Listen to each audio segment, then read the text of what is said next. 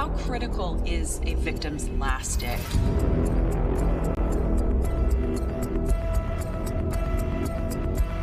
As you piece that together, what were you able to find out about Cassie's life? Molly had been gone over 24 hours. One of the biggest cases ever in Iowa. We were desperate to find Molly. I fell to the floor and I was just sobbing. I was never gonna get to hug her again. So you saw her leave the house. What did you have to do to determine who your victim was? For me, she was my guardian angel. You still feel her presence, don't you? Yep. Wow. Yep, we're in. We are in. We're here for it. We have Dateline team members, Keith Morrison, Andrea Canning, Stephanie Gosk. The concept is fantastic. I mean, I'm actually surprised you guys didn't do this sooner. The last day, how is this going to be different from the original Dateline series, Keith? And these are new episodes, right? They are new episodes, and they are streaming, so you can watch them in a different way than you would normally watch a Dateline program. But also, we take apart a crime, a situation differently when you have a chance to just focus on what happened the last day of a person's life. It's actually absolutely fascinating to see how that all played out and unrolled. And we can do it with a little more breathing room than we normally have in a Dateline. You don't have to hit that commercial break all the time, so instantly. I've always long thought, as I do these stories, if somebody goes to bed, they wake up the next day totally unaware that this will be their last day. Yeah. And what do they do on that last day? How does that fit into the crime and the investigation?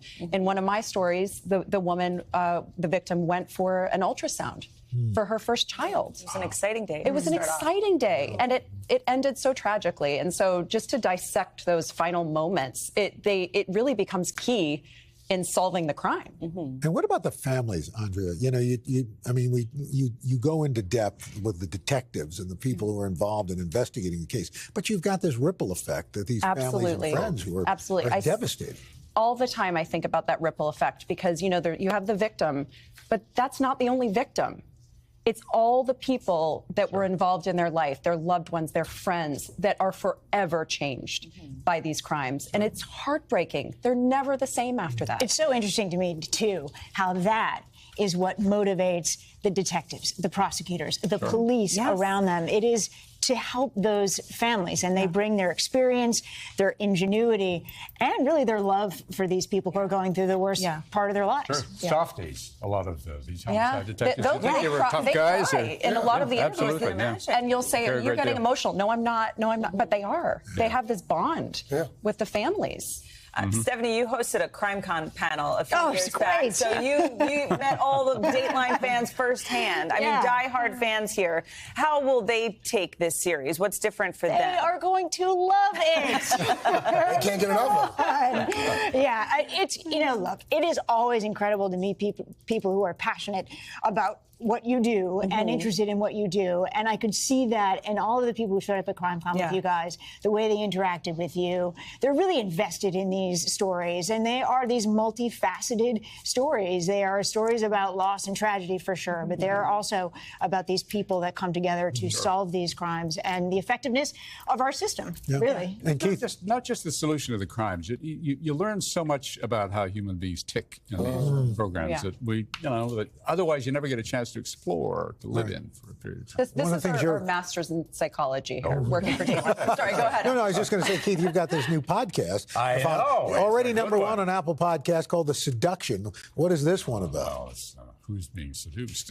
No, it's a... no. Look at vapors. You tell, Mr. Morrison. No.